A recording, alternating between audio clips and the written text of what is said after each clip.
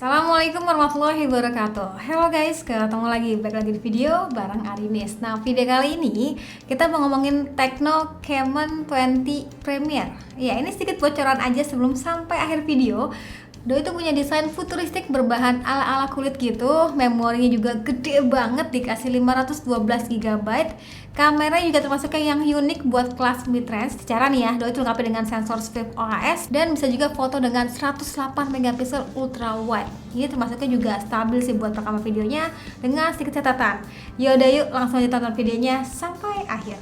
Tecno ini sebenarnya brand yang udah ada sejak 2006 dan Doi itu bagian daripada Transsion Holding. Ya teman-teman pasti ngeh lah ya, dimana masih satu grup sama Infinix dan juga itel. Lalu infonya ke depannya tuh Doi bakal terus berinovasi baik di dunia smartphone ataupun di IoT lainnya. So kita tungguin aja ya guys kejutannya. Sebagai informasi, Tecno Camon 20 series ini tuh ngenalin 3 seri terbarunya. Ini ngomong-ngomong gue tuh sebenarnya masih agak nyelimpet ya ngomongin nama serinya, kan Tecno Camon 20 Premier. Ya, itu yang kita bahas. Sebenarnya ada 2 varian lagi, di mana ada Tecno Camon 20 Pro, ada Tecno Camon 20 Pro 5G.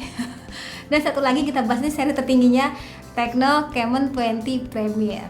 Jadi ketiganya tuh secara desain ya cukup identik ya teman-teman, kayak dibuatnya tuh seragam gitu.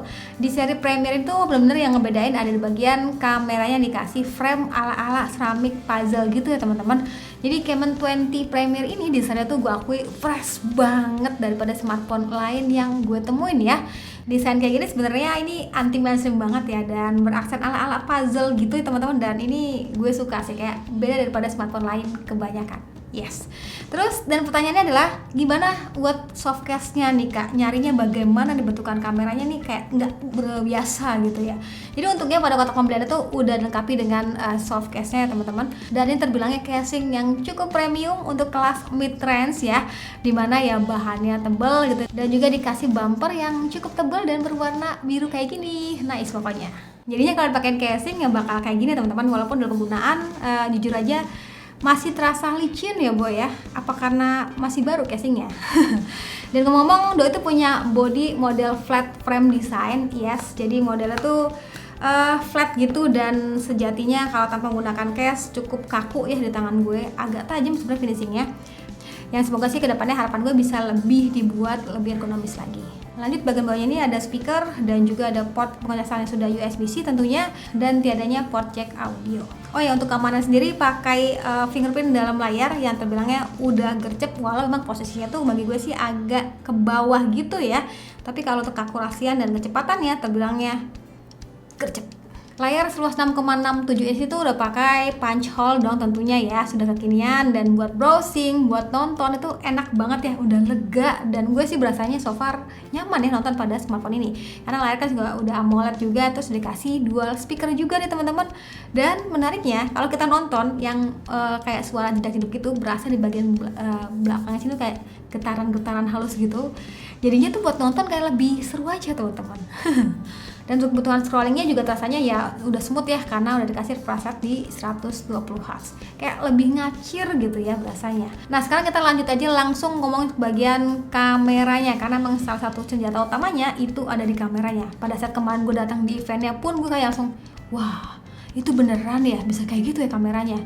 Gue tuh langsung penasaran gitu, pengen nyobain. Dan seminggu kemudian datanglah smartphone-nya. Jadi mari aja langsung kita buktiin ya. Dimana untuk konfigurasi daripada kamera sendiri tuh ada 3 teman-teman. Ada lensa utama 50 megapiksel, ada 108 megapiksel ultrawide yang juga berfungsi sebagai lensa makro, dan satu lagi tuh 2 megapiksel sebagai bokeh.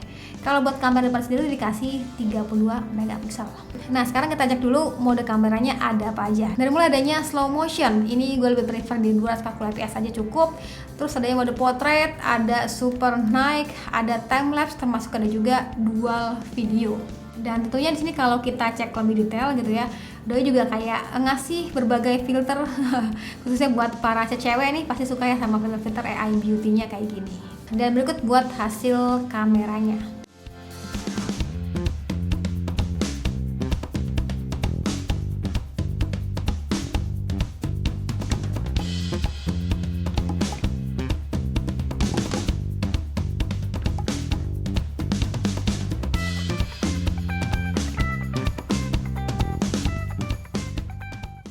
Jujur gue salut sih, si Tecno tuh kepikiran aja ngasih resolusi sebesar 108 megapiksel di lensa ultrawide-nya, yang mana ya kelas mid-range lainnya tuh belum punya ya. Walau sejatinya hasil fotonya tuh di bagian sudut-sudutnya tetap terasa kayak kurang maksimal aja.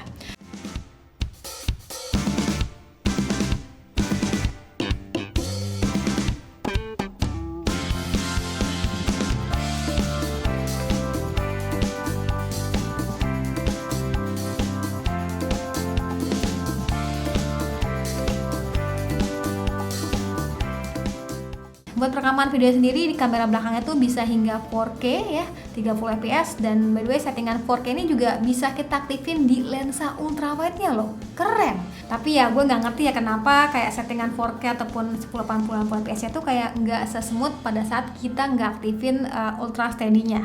Ya mungkin nunggu update software gitu, kayak zamannya A54 kan pernah tuh ya settingan 4K tuh kayak masih goyang gitu ya, nggak sesmooth 1080 pixel. Tapi setelah dapat update software dia bakal lebih stabil. Ya mungkin Tecno Camon 20 Premier ini kayak gitu ya, semoga kedepannya jadi kita bisa manfaatin kestabilannya tanpa harus manual aktifin ultra steady-nya. Semoga ya.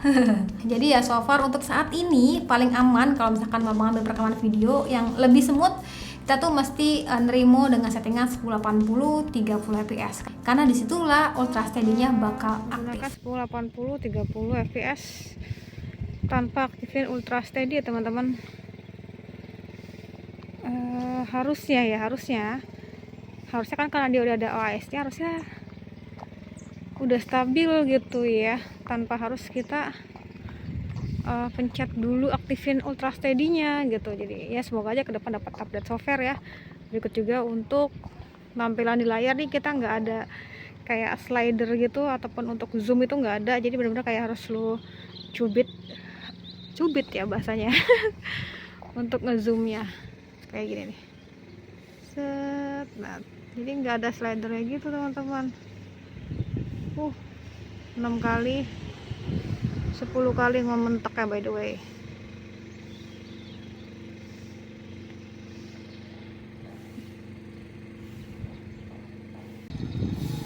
Contoh perekaman menggunakan lensa ultrawide dan saat kita aktifin ultra steady-nya.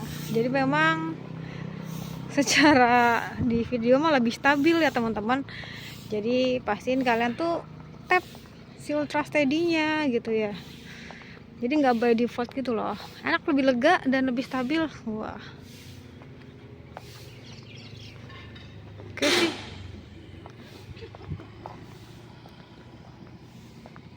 Sambil lari sedikit. Oke, segitu aja tes daripada kameranya. So guys, dan ini dia contoh rekaman kamera depannya, maksimal bisa hingga 2K. Tapi saat ini gue rekam settingan di 1080 pixel 30 fps dan gue aktifin fitur ultra steady-nya. Oke, kali ini contoh rekaman kamera saat malam hari ya. Kita bisa aktifin ultra steady juga. Tuh, flare-nya lumayan kalau kena pantulan cahaya yang terlalu ekstrim. Kalau sambil jalan bakal kayak gini.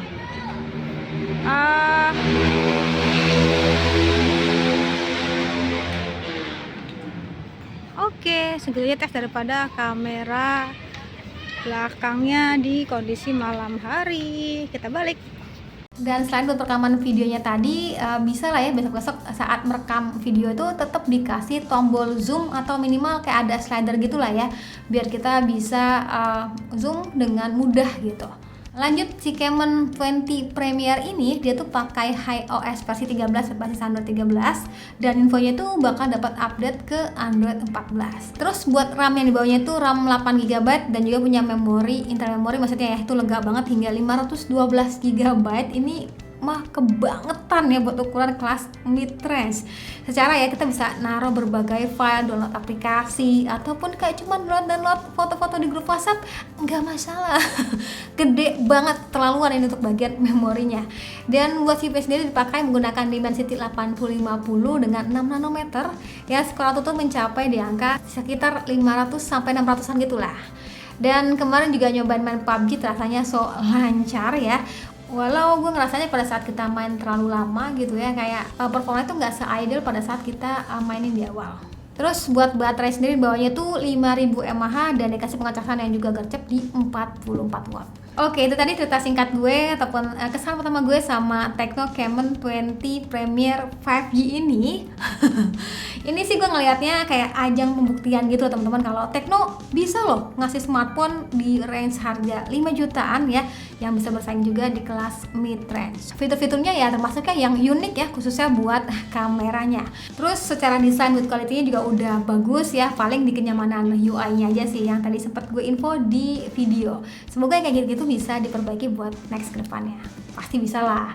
Ya udah, sekian dari gue. Terima kasih buat teman-teman sudah nonton sampai video. Jangan lupa like videonya, jangan lupa juga subscribe juga channelnya, dan sampai ketemu lagi di video selanjutnya. Sekian dari gue lagi, dan saya bilang see you, bye bye.